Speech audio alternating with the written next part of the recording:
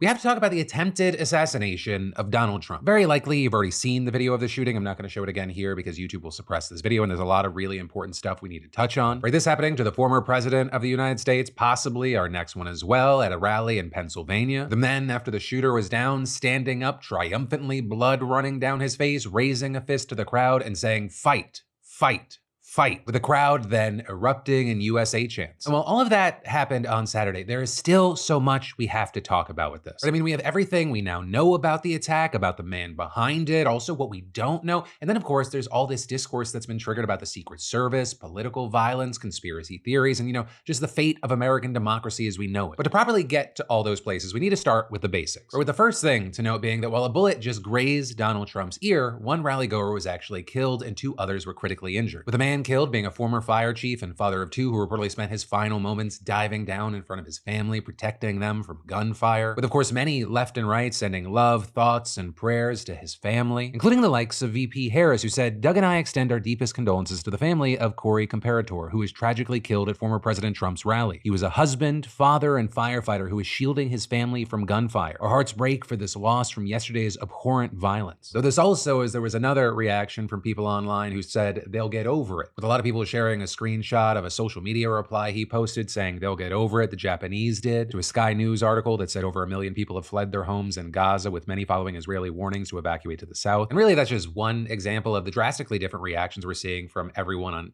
almost every single topic here. But with all that said, right, with Trump seemingly being the target here, the shooting is being investigated as both an attempted assassination and as an act of domestic terrorism. And as far as the shooter, who was reportedly killed by a Secret Service sniper after getting off those shots, he was a 20-year-old man from Bethel Park, Pennsylvania. Reportedly, he had no apparent history of mental health issues or previous threats. He wasn't on the radar of federal law enforcement. You also had the FBI saying that he appeared to have acted alone, which is to say that law enforcement hasn't found any evidence of there being a larger plot or connection to any foreign powers, for example. But this is they're also not ruling out any possibilities until the investigation is complete. As far as the weapon that he used, it was an AR-15 type semi-automatic rifle that his father had legally purchased, with the FBI saying that it wasn't clear whether the father gave his son the weapon or whether he took it without permission. It was also revealed that bomb-making materials were found inside the shooter's vehicle and his home. But with all that, the family is reportedly cooperating with the investigation. And of course, one of the biggest mysteries right now is why did he do this? Right? As of filming, the shooter doesn't seem to have left behind any statement on social media or otherwise that could easily explain his reasons. And then regarding the 2 pieces of information that we do actually have that gives some sort of hint towards his political beliefs, they point in 2 opposite directions. Because in 2021, as a junior in high school, the gunman reportedly donated $15 to a political action committee aligned with the Democratic Party. But then 8 months later, he registered to vote as a member of the Republican Party and even voted in the midterms. And so as of right now, you have FBI officials continuing to look into his background and social media activities while also working to get access to his phone. Of course, that hasn't stopped people online from speculating, with so many people just making claims. Or you have people who don't want him to have been a Republican saying, oh, he was only registered as a Republican because he wanted to vote in closed primaries in Pennsylvania. The real thing about where he was aligned, that was with the donation. But then you have people who don't want him to have been a Democrat going, oh, that $15 donation, there's an easy answer for that, right? Claiming because he donated on January 20th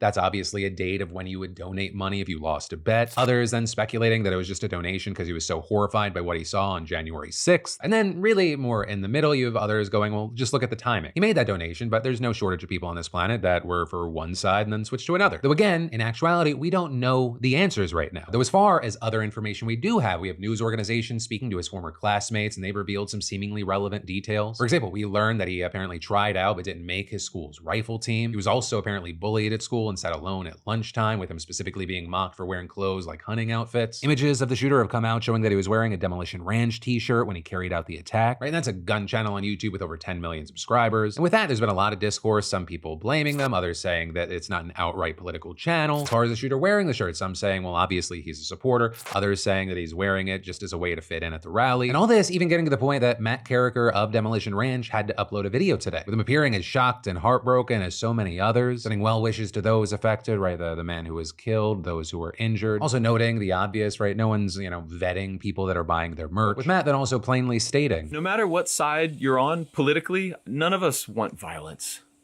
This channel was never meant to incite violence or hate. It never has, it isn't, and it never will be a channel that does that. I don't want any violence or hate anywhere around me. I have a wife and little kids. I want them to be safe and secure forever.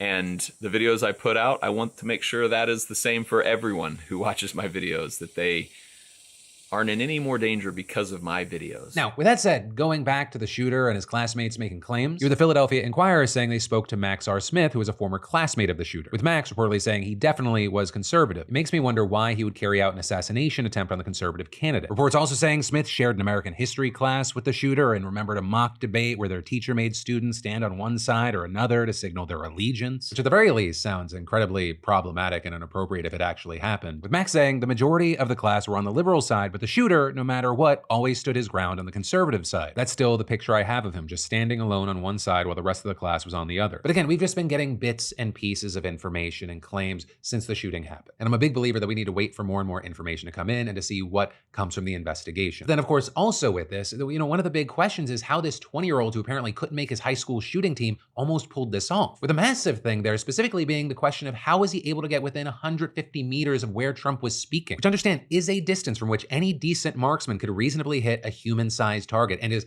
basically the minimum requirement for recruits to the US Army. And there, what's actually wild is he did reportedly attract law enforcement's attention at the rally, with one witness even saying, "We noticed a guy crawling, bear crawling up the roof. We're pointing at him. The police are down there running around on the ground. We're like, hey man, there's a guy on the roof with a rifle." And the police were like, huh, what?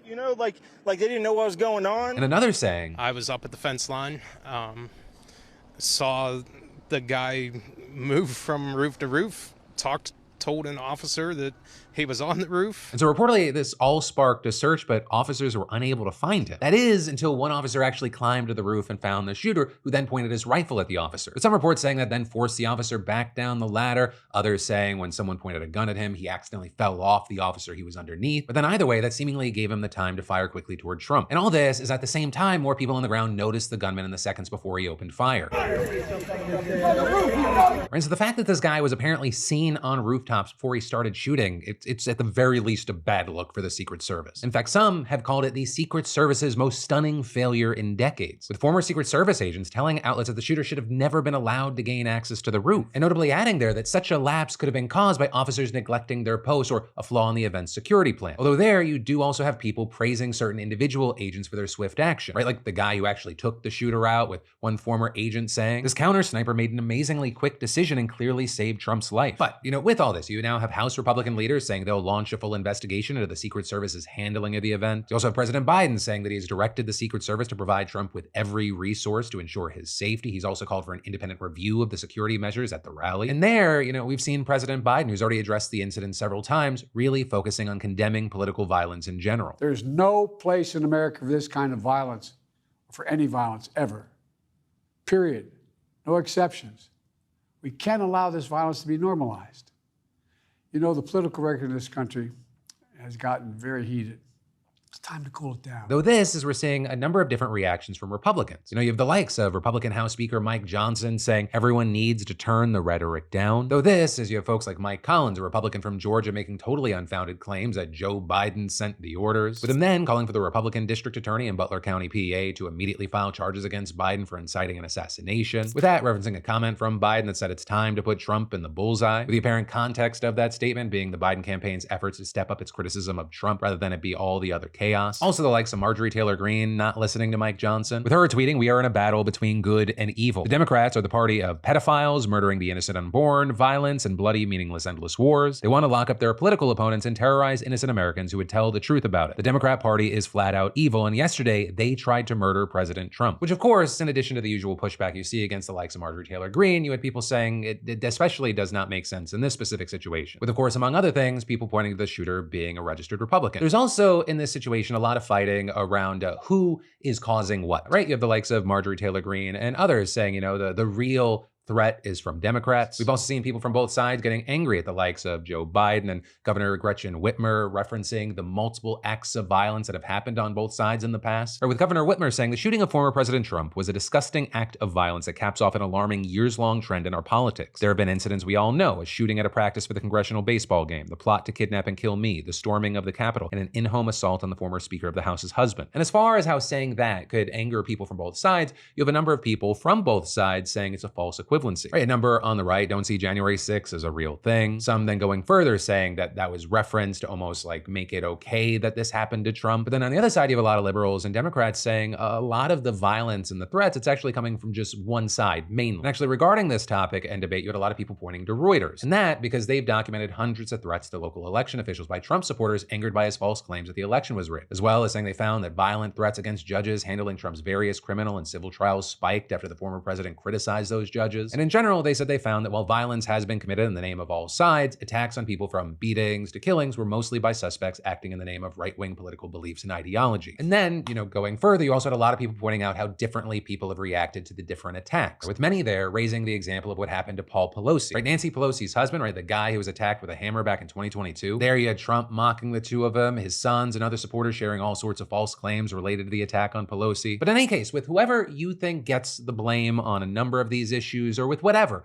an unfortunate fact is that violence in American politics has been normalized. And that's scary for a lot of reasons, including that experts on Democratic decline say that rising political violence is one of the warning signs. And notably, when someone on one side is attacked, the other becomes more likely to respond in kind. And so really, like the coming months, and especially this week, are going to be very interesting to watch. Right? Do we potentially see both sides sort of recalibrate? And with that, is there an attempt to ease tensions, or is it to lean in and incite? Or what will we witness at this upcoming RNC and then the DNC and just in general? Though at the very least, right now, both sides have issued their own calls for national unity. With Trump, for example, telling news outlets that he's actually rewriting a speech that he plans to give at the Republican National Convention to focus on the topic. Also, another big thing that ends up actually being connected is that Trump announced his VP today, and it ended up being J.D. Vance, a man who Fox News even reported in the past said, "I'm a never Trump guy, never liked him, terrible candidate, idiot if you've ever voted for him." He also suggested he may be America's Hitler. That said, in recent years, he has become one of the biggest diehard Trump supporters. So big news, a lot playing out, but as far as how things play out from here, we'll have to wait to see.